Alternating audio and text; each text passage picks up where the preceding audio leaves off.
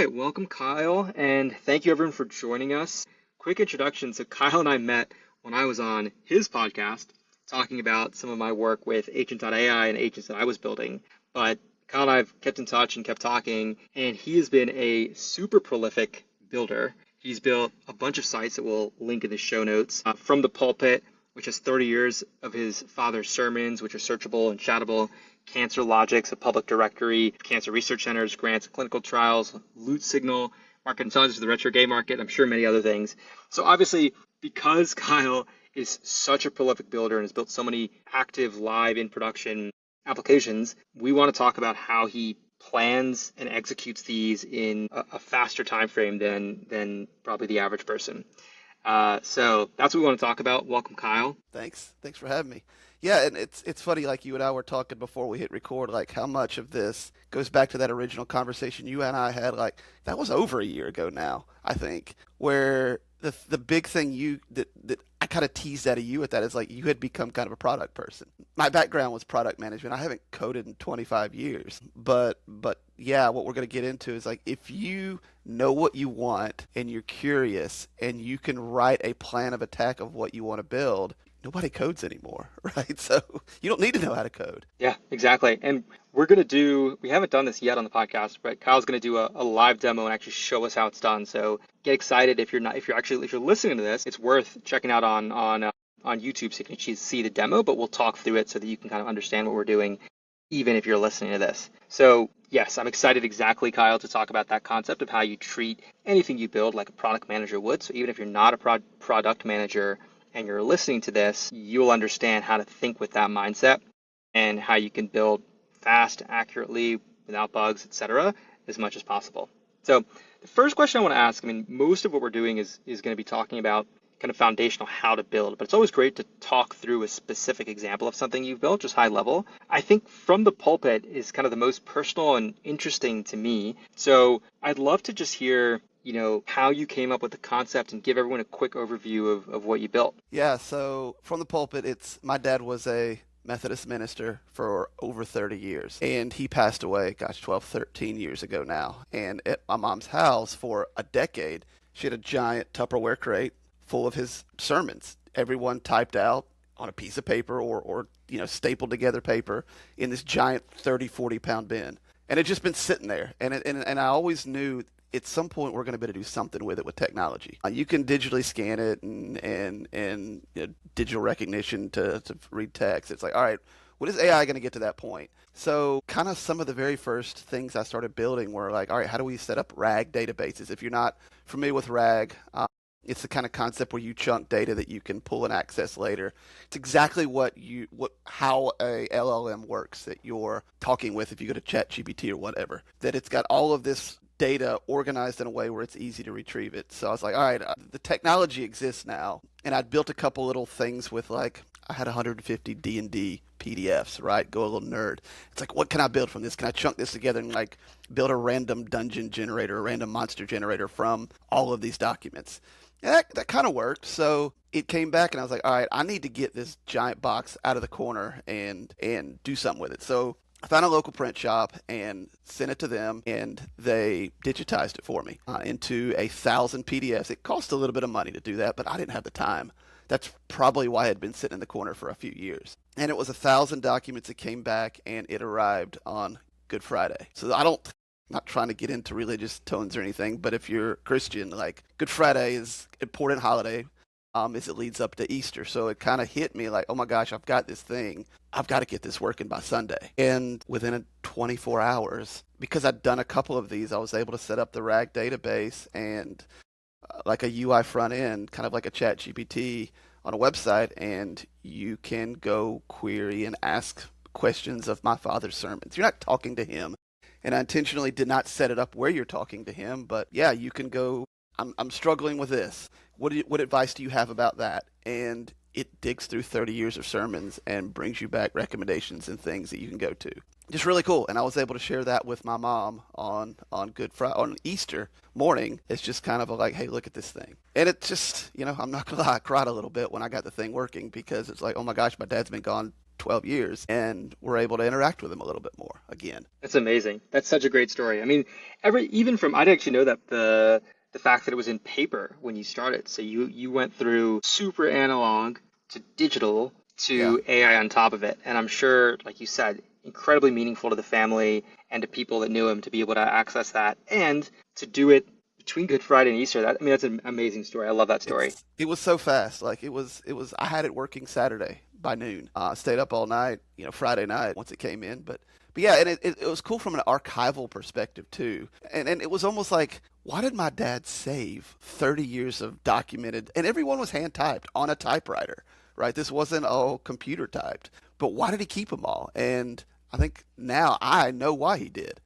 And I've been able to share that with the United Methodist Church and kind of the South Carolina archivist and stuff. And it's like, oh my God, this is so cool. So I don't know where it goes from this point, but like I feel like I've done my part of the story of getting it accessible. And you can go to the site and look through the archives, and yeah, you can open up the actual PDF documents and see where he scribbled on the side or highlighted certain things or added little handwritten notes and stuff. And the OCR isn't 100% perfect, but from what you need to do with kind of AI and an LLM, it doesn't need to be because it infers a lot of it anyway. But yeah, it's a cool thing because I've put all of this into a place where it lasts now and I don't have to have this giant box taking up dust in the corner anymore. That's amazing. That's amazing. And I think so. What we want to talk about is actually exactly what you just mentioned, the fact that you were able to build that so fast and everything else so fast. It's because you have this approach where you spend most of your time before any of the code is written on actually planning how you're going to build. So could you just talk us through that framework? How do you think about what you need to accomplish during the planning phase, how you plan, etc., before we get into the demo, just kind of your methodology? Yeah, it helps that I have been a product manager in the past. But like so many people that became product managers, I didn't go to school to become a product manager. It just kind of happened organically. But I think at its base, there's two important framework pieces to keep in mind. And one is if you're familiar with the old carpenter saying, measure twice, cut once. If you have a really good plan and you've double checked it and gone through it and made everything right, the build's the easy part. The build's very straightforward. But two, you also have to know what you want to build and why. And so that's where, if you've ever seen a scope of work, or a product requirement doc, a PRD as they're called, they have a structure to them. The LLMs know this structure. Everybody's structure is a little bit different, but it starts with kind of like, what's your why statement? Why are you building this? What is the goal? Who is it for, right? What are the personas that it matters for? And what is it, right? The why, the what, the who, and the, that kind of is the main guts of it. And even working with engineering teams in the past, it was always a principle from me that it was the engineers team to figure out the how.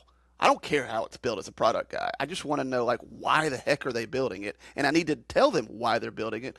Who is it for, right? Because that persona matters a lot, just as it matters in marketing or anything else you're doing.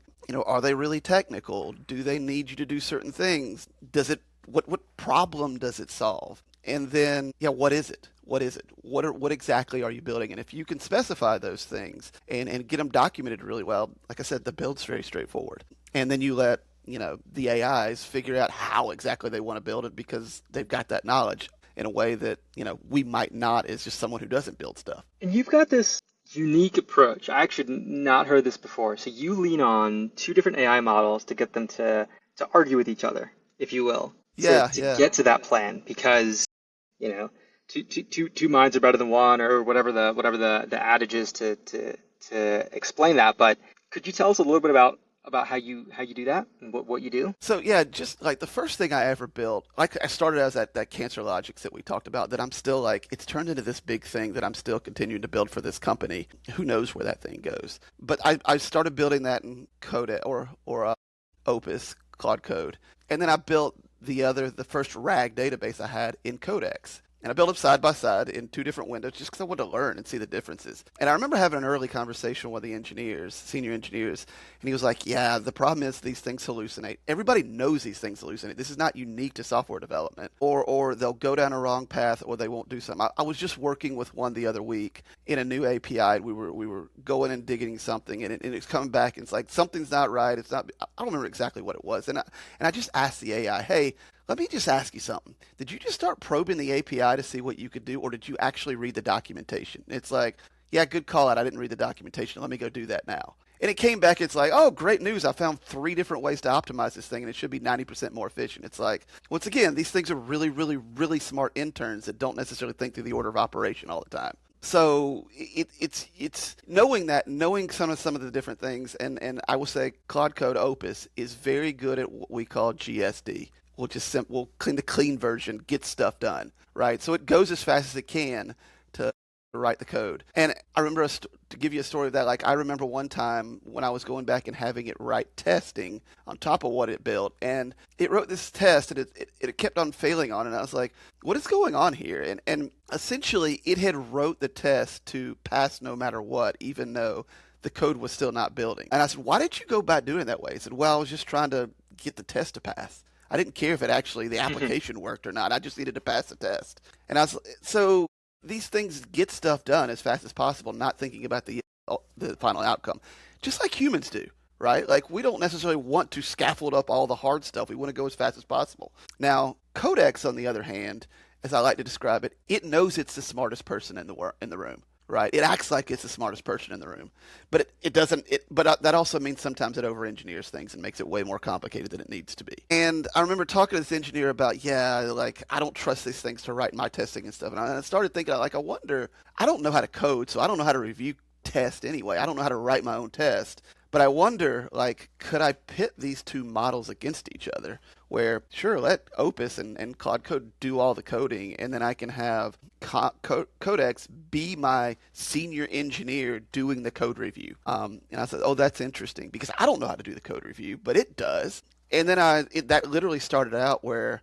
I would copy and paste the prompts that it gave me back and forth, and was that middle layer of them arguing between each other. A lot of people actually still do that. And it hit me at one point, it's like, I'm the bottleneck in this process. Like, how do I get myself out of this? And I started talking to both of them, and we ended up building out a skill, Claude Code skill, where they can ask each other, and I'm out of it, essentially. So, Wait, tactically, Kyle, how do they ask each other?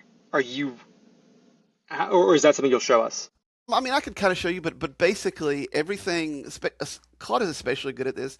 Everything lives in Markdown files, right? You've seen the Claude.md, the memory files, plans, documents, all of that is written in Markdown files. So when we're code or when we're doing a plan, it writes the plan to a Markdown file that then Codex can review the plan, the Markdown file, and then it'll ask questions at the end and leave context. And then Codex or Claude picks it back up, reads the question, reads the documentation, and edits things accordingly. So it goes back and forth just like humans did 30 years ago in a Word document, right? They're leaving comments and notes for each other. It's a single source of truth that they're passing back and forth.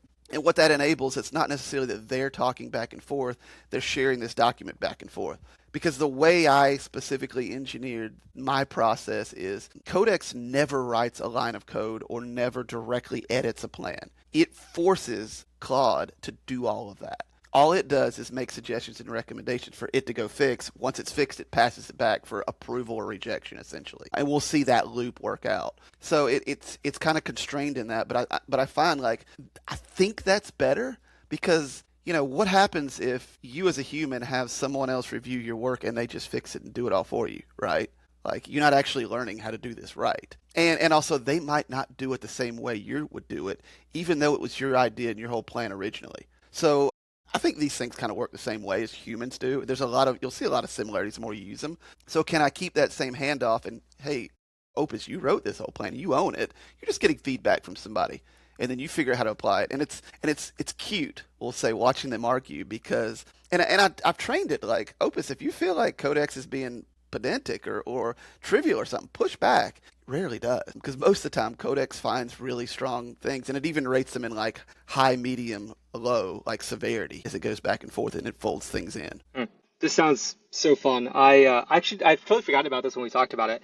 It's actually the only, not that I write that many LinkedIn posts, but it's the only one I ever wrote that went like viral, where I had people mad at me or commenting funny things. Was about like it was like a joke where I this is like over a year ago, before you were able to do some of the things you're talking about now, where I just like made a metaphor to Claude, chat, et cetera, as coworkers. And I was like, oh, like I went to coworker A and this, that. And I wasn't sure about the work. So I took it to coworker B and they were like, they kind of made some snide remarks about coworker A and whatever, whatever. So yeah, I remember like, I had a similar thought in the sense that, you know, it is kind of like coworkers are all good at different things. And there's hierarchies and senior, there's ways that we kind of create organizations that are good to get work done, and like you can actually replicate that through how you're using AI. So I think it's a very interesting concept, but I would love to see it because Yeah, let's do it. you are ready to actually show us, right? So Let's do it.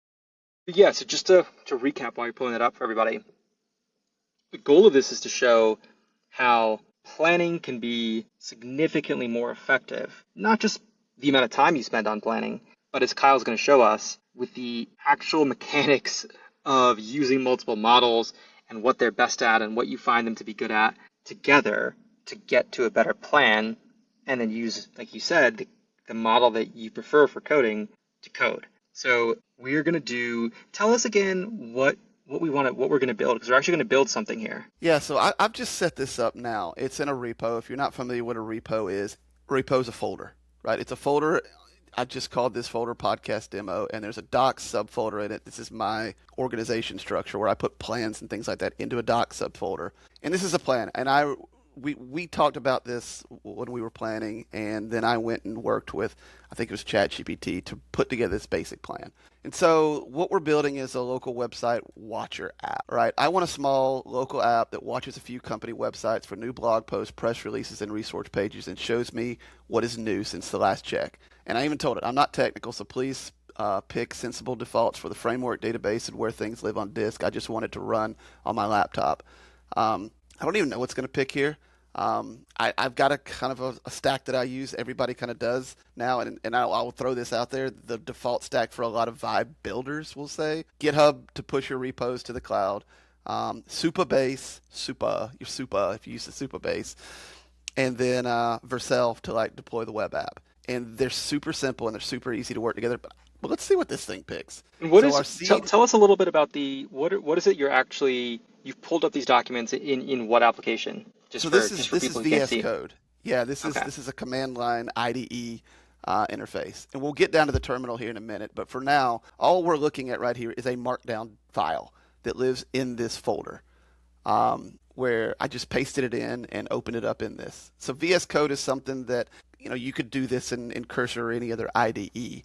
But this is just one that's on PC, and I will say that we're running a virtualization layer where it's using Ubuntu on a PC, which gives it a little bit additional tooling. You could do this fine just on a PC or on a Mac, but I had a tech friend help me set this little environment up. And I'm sure you could find, and I will say this, the first time I used Claude Code, like I just went to Claude and said, hey, I want to set up Claude Code in an IDE. Can you walk me through it? So if anybody's like, how did you get all this set up? I guarantee you're going to have more success going ask ChatGPT or Claude how to do it than you will us trying to walk you through it right now. And it'll be a lot more patient, and it can answer all the questions and steps you have. So for going back to this, for this crawler of monitoring business competitor websites, we just chose Linear, Notion, Figma, 3 popular ones. And we want to build a little admin page where we can add domains, remove domains, see the last check time, run a check now like button, and run a global check now action for all sites. So we can easily, hey, go check this site now, go run it on all sites. And on each site, we should have a feed page that shows detected items for blog, press release, resources. We're basically, this is competitive intelligence. Just a very basic app.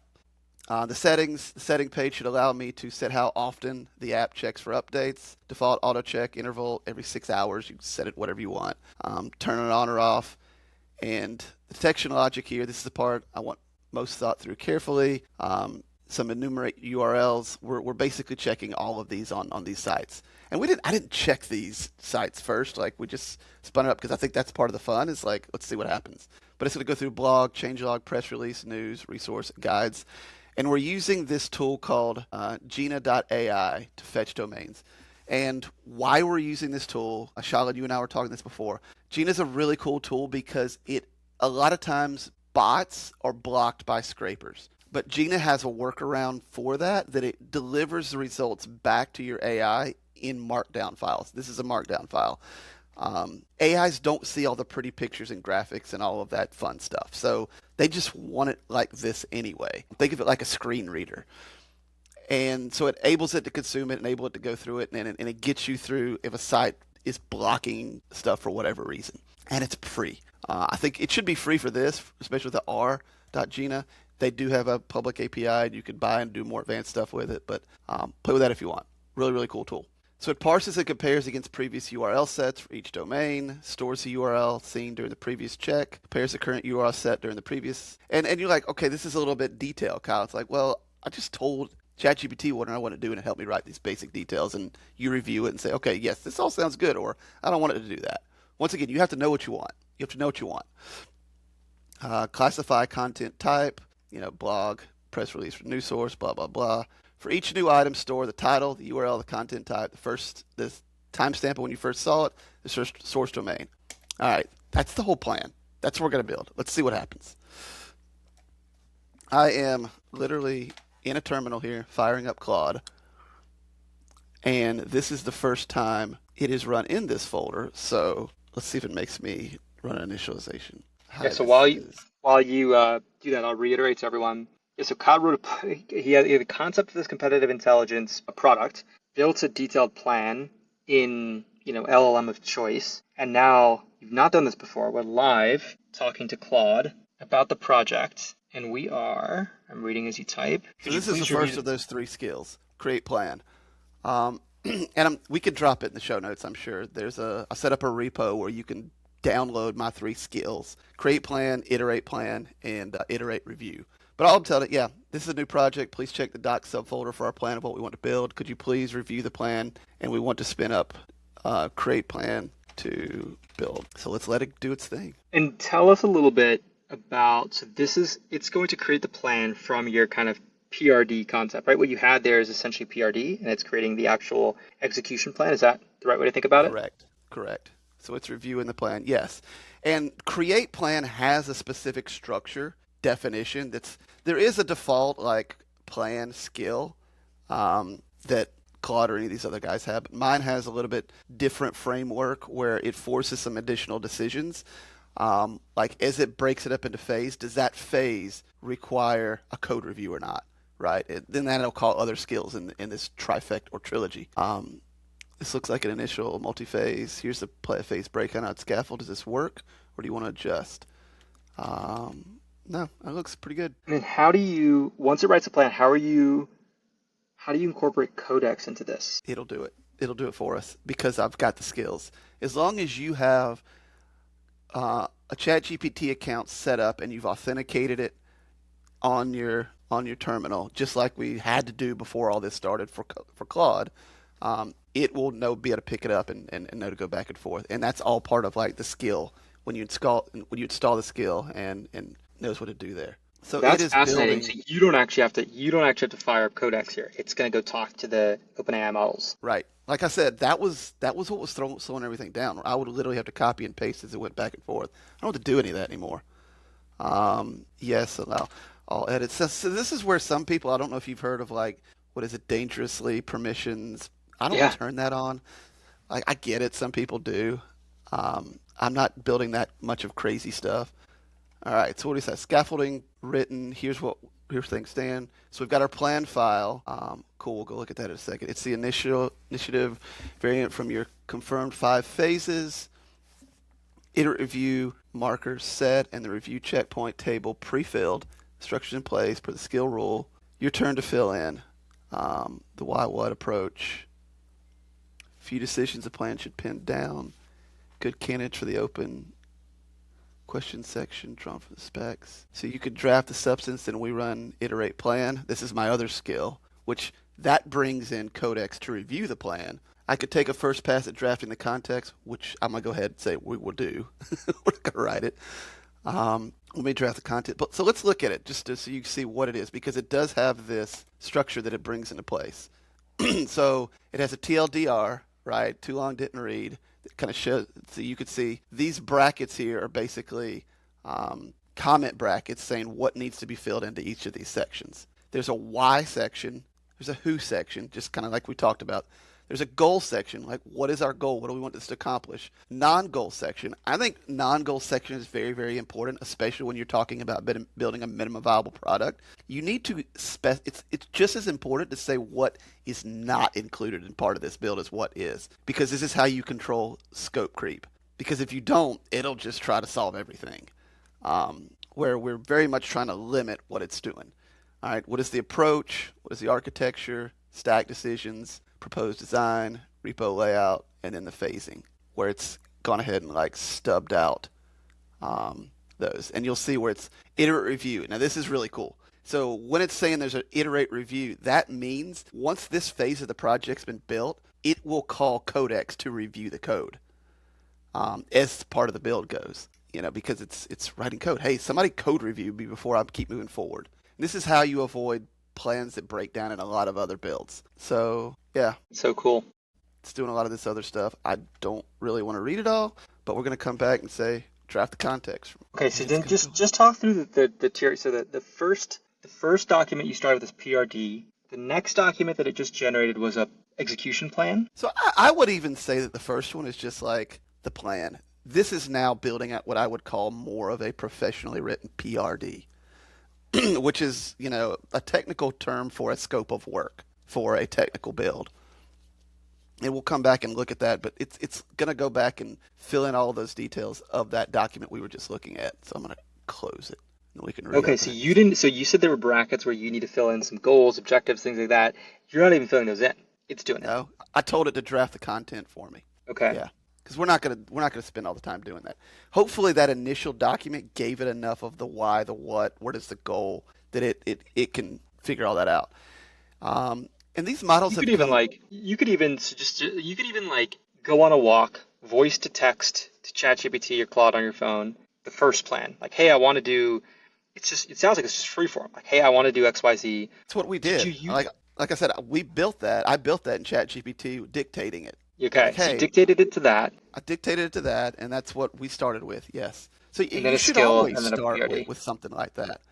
And I will say, while this is building, this whole process flow that we're going through, yes, it's useful for building an initial project. It's also just as valuable for when you're adding new features and functionality into an existing project. I use this every time I build something onto something I've already built.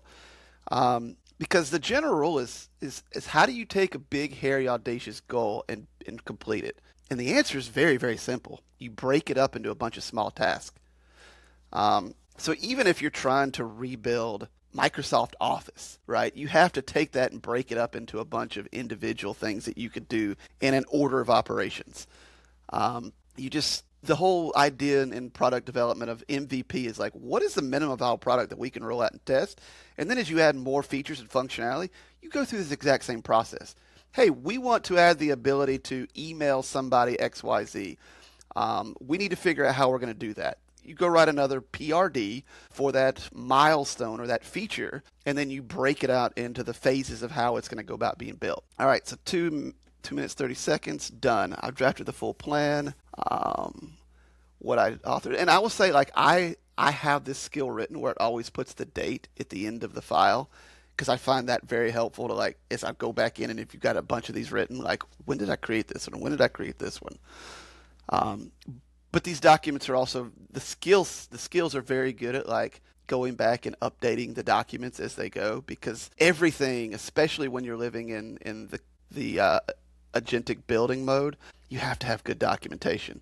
Because as soon as they close this session window, it has no idea what it worked on last time. It's like it got knocked out. It's a brand new session. So your documentation or all these things that you're creating and updating as you go is just a good, clean living. It's a good hygiene to make sure it all works. All right, so actually, I don't need to read that. Let's just actually read the real doc. And just for context, this document now is 350 lines. So it's a pretty deep. Look at that. That's cool. So it even gives you the whole scaffolding of exactly what it's going to build, where it's going to build it. The non-goals, it's not multi-user, it's not hosted in the cloud. Because we were very explicit, we're trying to build this locally now. That could be a whole other PRD at a later date. I want to take this thing and move it into a cloud system. The goals, yeah. I'm going to say for the purpose of time, we're just going to assume that's good. Let's see here. Key design decision I made for you, worth a glance. Title comes from the link's title anchor. That's fine. First check seeds a baseline and emits no items. It's fine. URL normalization before drifting or before diffing. Anthropic API key is optional. Schedule runs only while the app is open. Yeah, that's fine. Next step, review the draft, especially open questions, then run iterate plan. So we're just going to say plan looks solid. P candidate, please proceed with iterate plan review. Now this is where it calls Codex. It says, hey, I've built this whole plan, and while that's running, we'll just kind of look. I don't know if there's any code actually stubbed in here yet. Doesn't look like it. But once again, just as you see, all right, the basic repo structure of all the code, all the pages that it's, all the I guess code files that it's going to build, you could see what all these are. But just like in a normal project, you have someone document out the how of what they're going to build, and then you bring in a senior architect, senior engineer to review the plan. And that's what Codex is doing in this role. I always love their estimates about how long they think it's going to build. Because this is like in normal pre-AI world. So like a half a day to do the foundation, a half a day to do this. Well, what we How found long out do you a think half it'll a actually day, take based off your half a experience day building is some other like stuff? 10 minutes. Half a day is like 10 Insane. minutes. So this is a full like a competitive research tool that's telling you what's happening with 4 or 5 competitors, what's changing on the websites, what are they launching, what are they releasing, what changes are they making, etc. And you're gonna have built it like we've been talking for 30 minutes. You've actually only been building for probably 25. And measure twice, cut once. Those 25 minutes are planning, most of which 2 models are doing with each other, and you're just kind of reviewing and talking through it. And then we won't have time to cover the actual build. Maybe what we'll do, actually, this could be fun, Kyle, is we'll just do it in the show notes. Like if the app is actually live and you're comfortable sharing it, we could just drop a link in it or something like that. Because I know Push we to don't have time GitHub to or something. Yeah. push it to GitHub. Yeah, but So you can see here okay, so now where it's like, all right, Codex is available. Now we're in the Codex review pass. So it's like passing it over to Codex. All right, review this thing.